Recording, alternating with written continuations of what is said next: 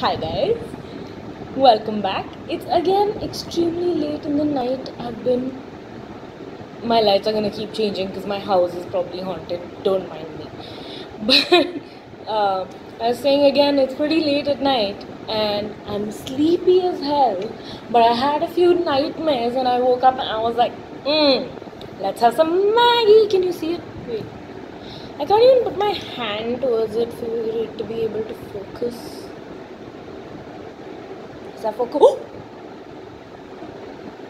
Never mind. It's gonna slip and fall off.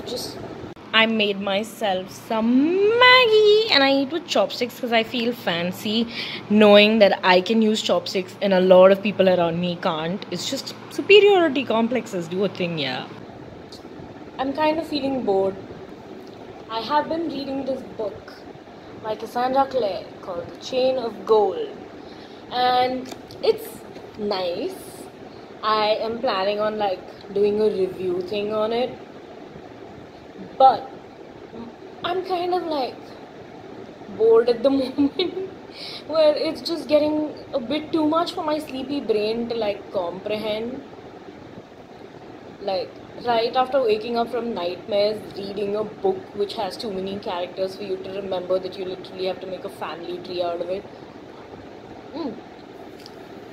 I'm not kidding, by the way. What is this? I made family trees so that I could remember which character is actually related to which character because it was so bloody confusing. Now my brain was just going haywire. Every single name I was like, just another white person with another white name. I don't know how to do this. But I'm slowly remembering the characters. They're a bit distinguishable. But still, after you woken up from a nightmare, you really don't want to sit and do all of that. So I made myself some Maggie to calm myself down. And maybe I could call this a mukbang. Mukbang. Because I made 2 packets of Maggie instead of 1. So, but basically I was saying I was feeling bored. I don't feel like watching YouTube or Netflix or something because I don't know. So I thought maybe I should talk to someone. I've already video called all of my friends during the day. So I was like, what do? I was like, maybe I could talk to a camera. See the next morning if it could possibly be turned into a video. Then just go for it. People who don't like me eating and talking, deal with it. I'm disgusting. There was a time when I was a kid when I was so lazy that I used to hate brushing my teeth. I was that disgusting. My mom I used to think that my mom was like CIA or something, she's genius. CID actually, because Indian kids, we only know CID.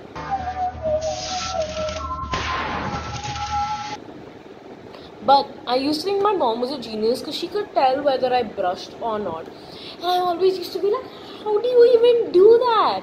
You weren't there. If I tell you that I brushed, you're supposed to believe me. And then one day she was like, your toothbrush is not wet. I know you didn't brush your teeth. And I was like, genius! This is wow. And then began my series of lies. I used to wet my toothbrush and keep it. Every other day I didn't brush. Point being, I was very disgusting and I've learned to lie because my mom is smart. So don't worry, I brush nowadays every single day. Taking a bath is a different situation. It takes a lot of energy. Nasty! Something flew. It's funny, don't fly. Oh, so this is a tissue from 30th March 2021. A day where I cried a lot, but it was basically a day where I felt like I kind of sorted out my feelings for a friend, not romantic feelings.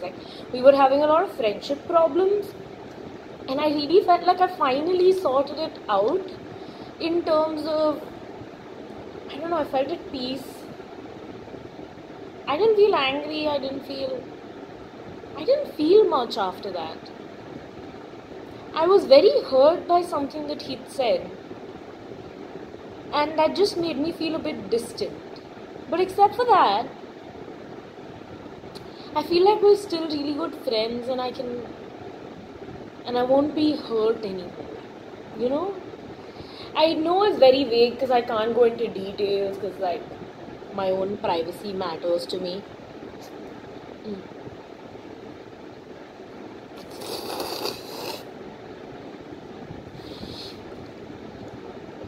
Is that like ASMR content or something? I know I'm making like really shitty content that's like not really marketable on like Instagram, Facebook, and everything. I'm just everywhere. But I'm liking just like sitting and talking into the camera.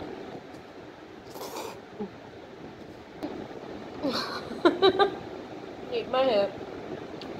It's just, even if I don't have a friend around, it feels like I have a friend around.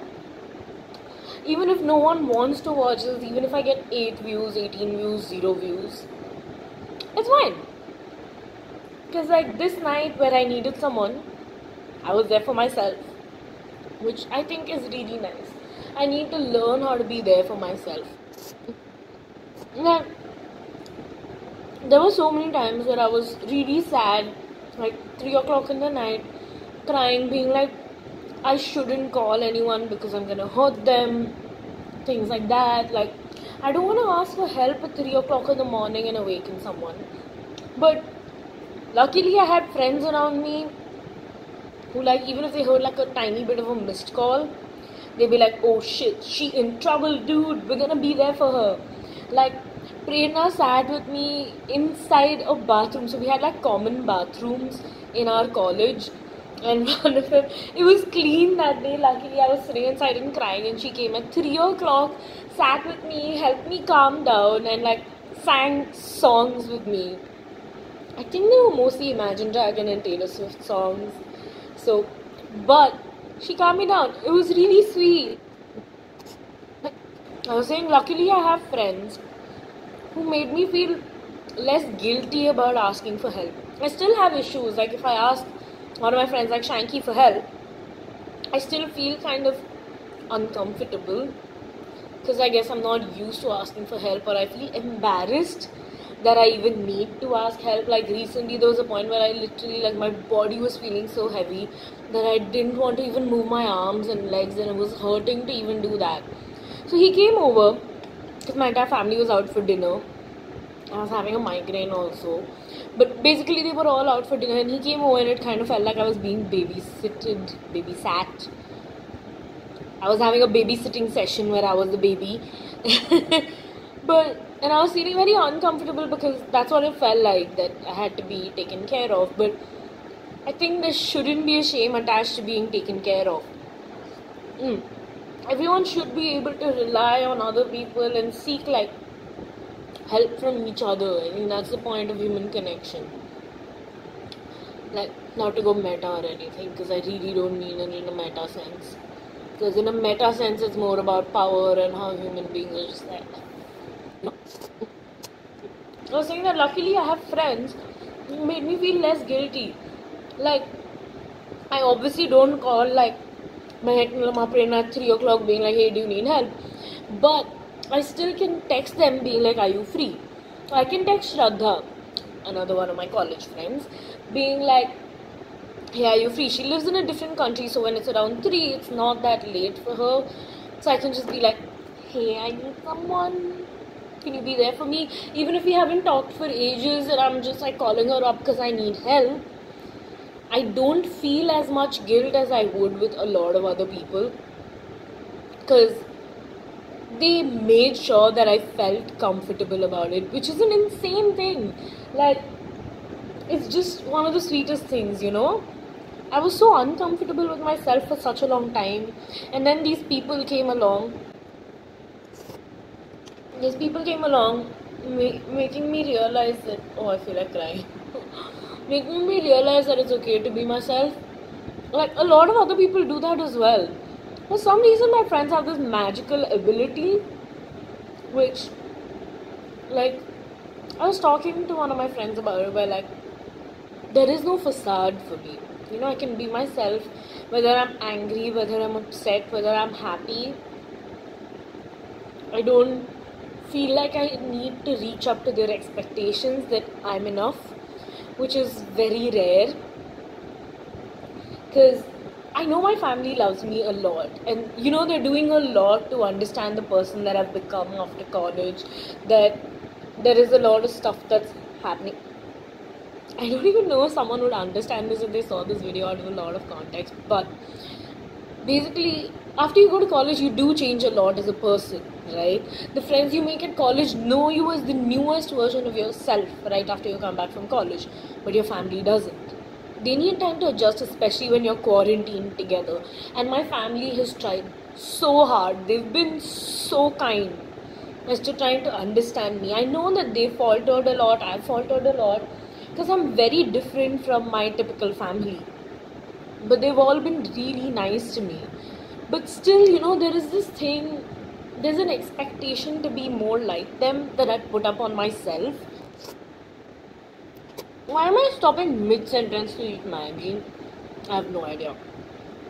But there is this expectation that I put on myself that I need to be more like them, or I need to do things, or sometimes it just so happens that things that they say hurt me because they don't understand what would hurt me, because I'm very sensitive and I find it very difficult to communicate with them, where I feel like I'm more of an obligation and things like that. It's really difficult for me. With my college friends, it's just so much more easier because I guess because they're more like me. It's easier for them, it's easier for me. It's just really comfortable.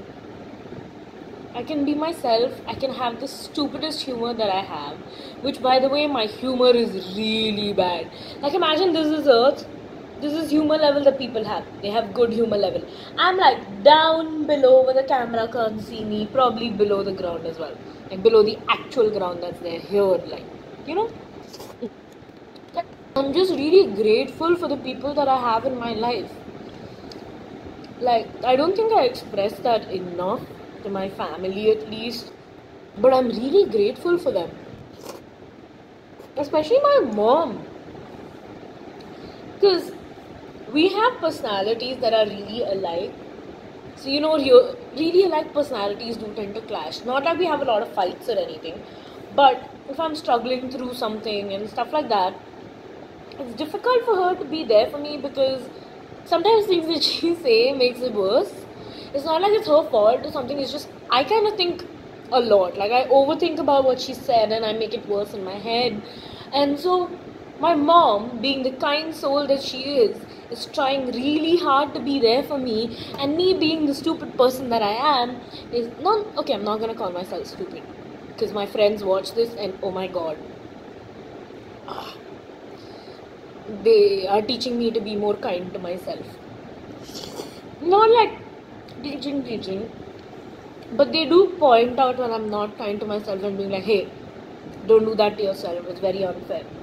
But my point being, my mom and I clash, difficult times, but she tries really hard to respect my boundaries, to understand where I come from, struggles that I have, and just like be there for me, even if it's sometimes leaving me alone, which is really difficult for her because I can't understand because I'm not a mom, but I'm sure that she just wants to be there. She wants to cuddle me, she wants to ensure that I'm okay, but then for her she has to leave me alone for me to be okay, because sometimes I need my own space. I think it takes a lot of courage to do that, because you know, you have that innate desire to like be there for the people that you love, and just to like being able to back off a bit, give them space also is like very difficult, which I really think my mom is very brave to be able to do that, you know. She's like, my parents are the best parents I could have asked for. I've had only one set of parents. They're the best parents I could have asked for. No matter how different I am from them, they're always ready to listen to me, to have a conversation, to understand me more, and to I'm not gonna cry, dude. Really not. My parents are the best parents I could have asked for. They're just so understanding, open. The only problem I have is that they set no rules for me. You know, which a lot of people would be like, wow, you should be glad. But like, you know, if I mess up, I have no one to blame but myself. You know, my parents would tell me, oh, do this, do that, go to this college, do that. I could have been like, see, you are the reason. I can't blame them for that. I'm responsible for my own life. Which is really great that Indian parents are able to do that. Because I know it's difficult. And I know that's not the norm. There are a lot of people who comment behind their backs about how much freedom they give us and how different we are, is because I'm not used to going to social gatherings. It's very difficult for me to express my emotions easily to people who I don't talk much to but I really care a lot for. Like my cousin's wedding is coming up and I really care for her, but I don't think she knows that I care. So it's really awkward. Best thing on the fucking planet is my comfort food. It's food that we'd ordered late at night to college. $25. And wow, magic. You feel happy? Celebrate with Maggi and Vada Pav. You feel sad? Make yourself feel better with Maggi. It's just... Also, my Maggi is almost about to get over, not like you could see it from the start or anything. Wow. Okay. You can't see where it is. It's here. Wow, this is a shitty sweet. Okay, yeah. See. Oh wow, I collected it on one side and now it's all gone to the other side. You know, Law DIY's Wild and Nine podcast, I really like it. I really like it. Because there's something that Jeremy said that kind of stuck with me. For example, like you're having a fight or something. But when you're going to talk about it, the intention with which you go to talk about it matters a lot. Because if your intention is to resolve it and stay and all of that, then like it's a different thing. But basically, if your intention is just to prove the other person that they're wrong, the fight's gonna like yield to nothing. But if your intention is to solve it, it might actually work. Which is so true. Intentions matter a lot. I kept thinking that, I was like, whatever. But it's true. Because I did go into, the friend that I was talking about, that I was just like, oh my god, I had a serious conversation. I cried a lot on 30th of May. I had multiple serious conversations.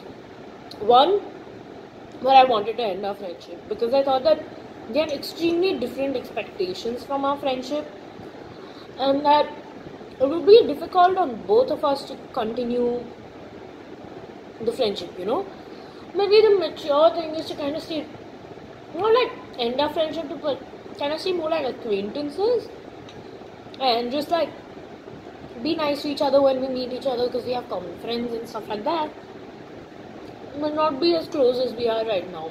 Not put in a lot of effort because that would make things a lot easier in terms of the kind of expectations I'd have and how much emotional weightage I'd give to it. That was one of the first conversations I had where I tried to end it.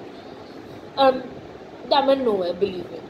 But, on 30th, I'd written down notes, and to the end, I was like, figure out together what you want to do and how you want to go ahead with the friendship. And I think that helped a lot.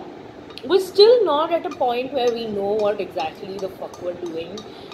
Because, friendships are tough. I mean, not all, but friendships require effort, right? Any sort of relationship requires you to put in effort, requires you to, understand other people, just be there for them. There's a lot of it. So, we still haven't figured it out because that happened 15 days ago. But it feels better now. I don't feel uneasy.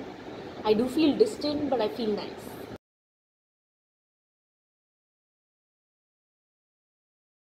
Does that make sense? I think intention matters a lot into when you're going into a conversation where you're trying to figure stuff out. I find it very difficult to find good in things because I can't find good in myself. But honestly, until one point, I thought the only good thing about me was that I could empathize with people. Then my psychologist was like, Ashu, think about that. Your friends have sent you a list of good things about you. So, I don't know who you want to believe, but I think rather than believing your irrational thoughts, you should believe your good friends. And I was like, okay, fine. Maybe I'm creative.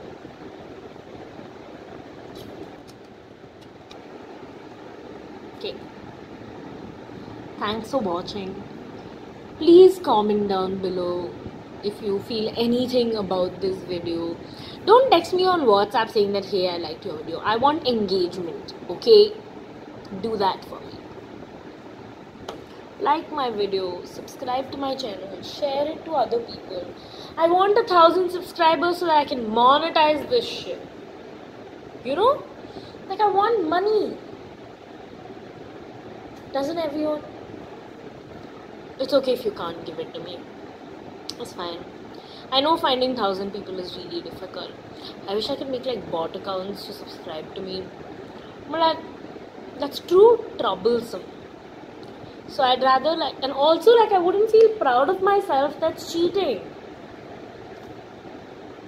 Help me out. I love you. I mean, I do. If I know you and you're the person that I love you. But okay, I'm gonna stop it right here. So that is where we are at right now. I have no idea what I talked about because I'm sleepy and drunk. I mean, I'm not drunk, but I'm sleepy, you know. So that means I'm drunk.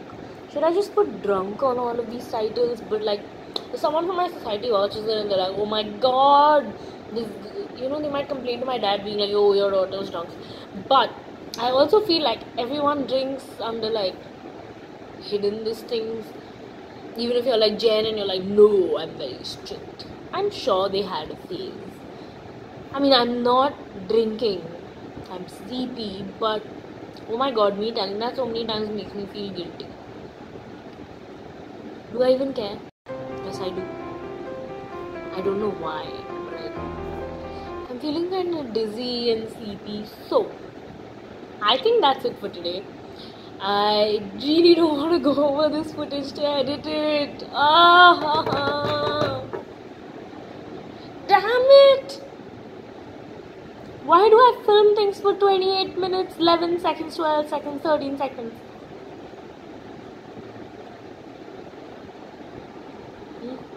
I apologize for my messy hair, the shitty lighting, and me being disgusting while I'm eating Maggie, but this is me, deal with it.